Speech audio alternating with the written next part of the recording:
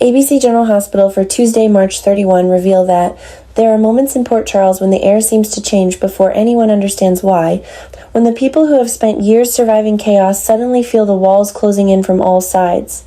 This is one of those moments, the kind that begins quietly with private desperation and ends by tearing open wounds that were never truly healed. Chase, a man who has always tried to stand on principle even when the world around him rewarded compromise, finds himself pushed into a corner so humiliating and so emotionally raw that pride becomes a luxury he can no longer afford. For perhaps the first time in a long while, he is forced to approach someone not as an officer, not as a husband, not even as a man trying to protect the fragile order of his life, but as someone bowed by fear. The request he makes is not small, and that is what makes the moment cut so deeply. It is not merely about needing assistance. It is about admitting that whatever he has been trying to hold together is already starting to collapse. The person he turns to becomes important not simply because of what they can do, but because Chase's plea exposes how much has been festering beneath the surface. He has spent too much time pretending that loyalty and restraint would be enough to keep disaster away from the people he loves. Instead, he now sees that silence has only made danger more sophisticated. The threat circling him is no longer obvious, no longer something that can be arrested, interrogated, or cleanly confronted. It is emotional, personal, and cruelly intimate. It reaches into marriage, friendship, family history, and the secrets that never stay buried in Port Charles. In lowering his head and asking for help, Chase is not surrendering his strength. He is acknowledging that strength, by itself, has failed him. That realization fills him with a kind of anger that is harder to show than rage.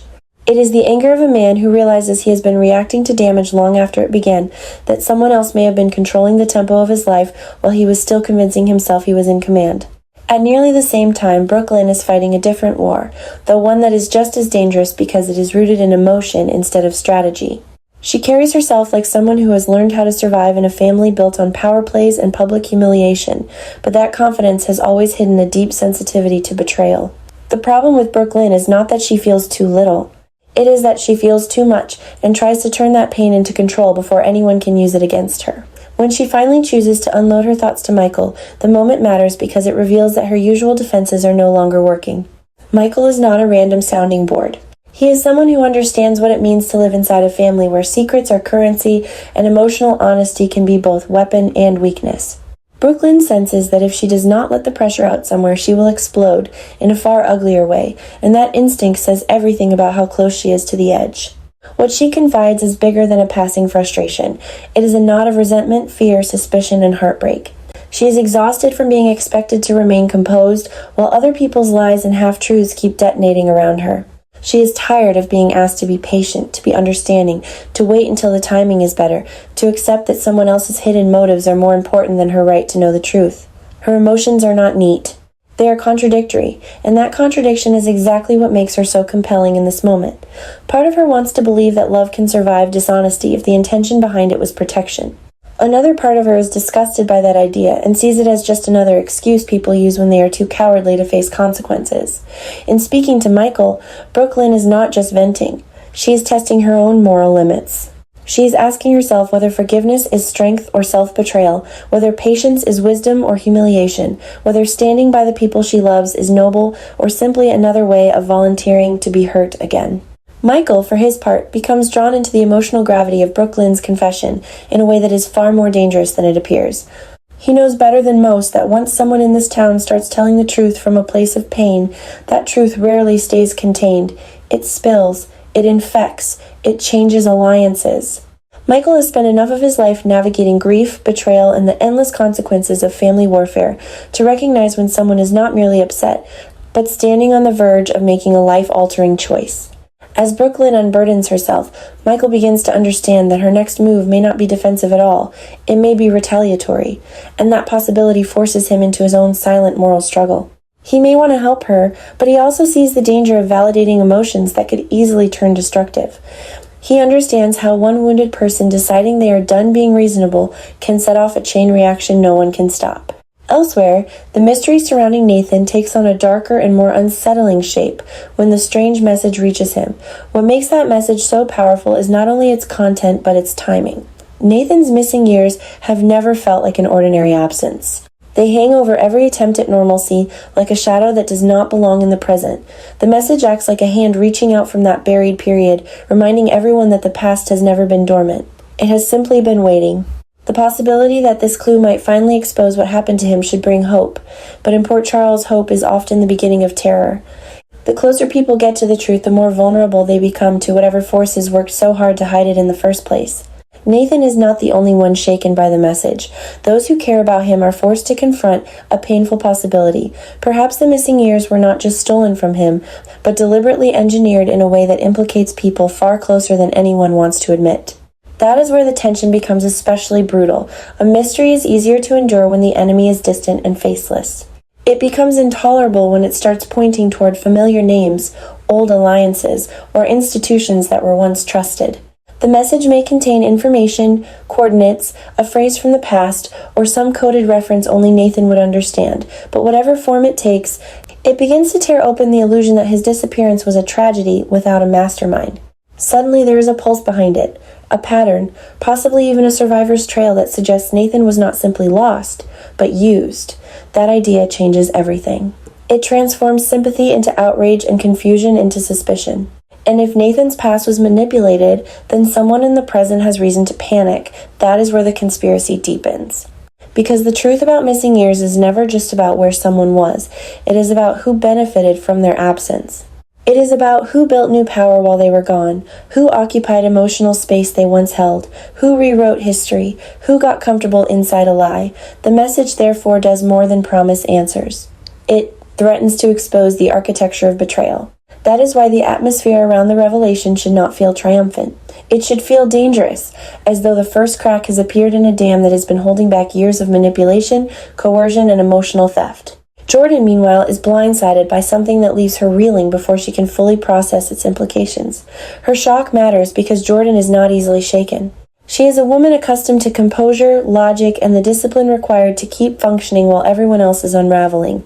So if she is stunned, the development must be severe enough to pierce even her control.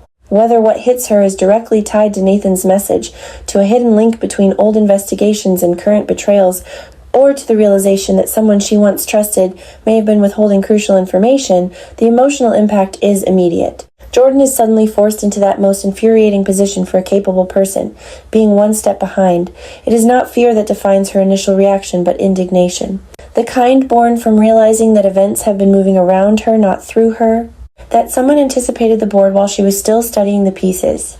Then Curtis arrives to see Portia, carrying something unexpected enough to shift the emotional balance of the entire situation. The power of this moment lies in what Curtis represents. He is never just a messenger. When he comes bearing surprise, it almost always means the line between personal and explosive is about to disappear. His approach to Portia should feel weighted with urgency, but also with the exhaustion of a man who knows every truth comes at a price. What he brings could be information, a warning, a confession, or evidence that connects threads no one thought belonged together. But what matters even more is why he brings it to Portia and what that says about trust. In a town where every relationship is tested by secrecy, the act of choosing who gets the truth first becomes its own declaration of loyalty.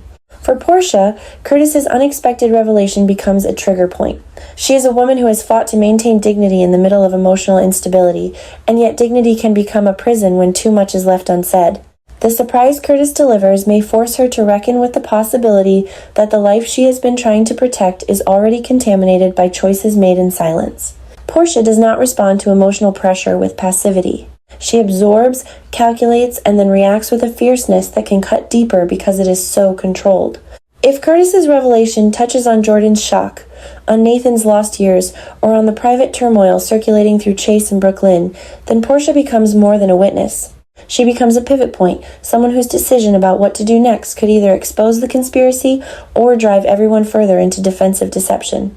What makes all of this feel like true General Hospital drama is the way every character is being dragged toward a choice they never wanted to make. Chase must decide how much of himself he is willing to sacrifice to save what remains of his life, and whether asking for help will cost him more than failing alone. Brooklyn must decide whether emotional honesty will free her or turn her into the very kind of ruthless player she claims to despise. Michael must decide whether compassion means helping someone heal or stopping them before grief curdles into revenge. Nathan must decide whether he truly wants the truth if that truth destroys the fragile identity he has rebuilt. Jordan must decide whether her shock will slow her down or sharpen her into something far more dangerous. Curtis must decide whether bringing his revelation to Portia is an act of trust or the first move in a war neither of them can avoid. And Portia must decide whether survival in Port Charles still requires restraint, or whether restraint itself has become a liability. The beauty of this kind of storyline is that no one is purely innocent, and no one is purely monstrous. Everyone is compromised by love, fear, pride, or old pain. That is why the tension works. The looming conflict is not just about uncovering facts. It is about what those facts demand from the people who uncover them. Once Nathan's message starts drawing a map back to his lost years, once Jordan's shock begins to collide with Curtis's revelation, and once Brooke Lynn's private grief starts hardening into resolve, Port Charles is no longer heading toward a simple reveal. It is heading toward an emotional siege. Alliances will strain, marriages will tremble, long-buried resentments will find fresh language. People who thought they were protecting each other will be accused of manipulation. People who thought they were moving on will be dragged backward into unfinished nightmares. And perhaps the cruelest truth of all is that each of these characters still believes, in some private corner of the heart, that they are acting for the right reason. Chase begs because he wants to save something. Brooke Lynn confesses because she cannot endure another layer of deception. Michael listens because he knows what unspoken pain can become. Nathan follows the clue because no life can remain whole while part of it is missing. Jordan refuses to look away because truth matters. Curtis steps forward because silence has a body count. Portia braces herself because she knows secrets do not disappear, they metastasize. Yet good intentions in Port Charles rarely lead to peace. They lead to escalation. They lead to people digging deeper, pushing harder, lashing out when grace fails them. So the story should not move like a straight line toward answers. It should move like a tightening wire. Every revelation should increase pressure rather than release it. Every confession should solve one emotional problem while creating two more.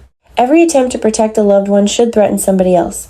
That is where the pulse of this arc lives, not in a single mystery, but in the collision between wounded hearts and hidden agendas. The message Nathan receives may be the key to his past, but it is also a match dropped into a room full of secrets. Chase's plea may look like humility, but it is the beginning of a reckoning. Brooke Lynn's conversation with Michael may sound like vulnerability, but beneath it lies the possibility of retaliation. Curtis's surprise for Portia may be framed as truth, yet truth in Port Charles is never clean. It arrives stained by timing, motive, and the damage already done. By the time all these threads begin to tighten around one another, the real danger will no longer be the secrets themselves. It will be what grief, fury, and betrayal inspire people to do once they believe they have nothing left to lose.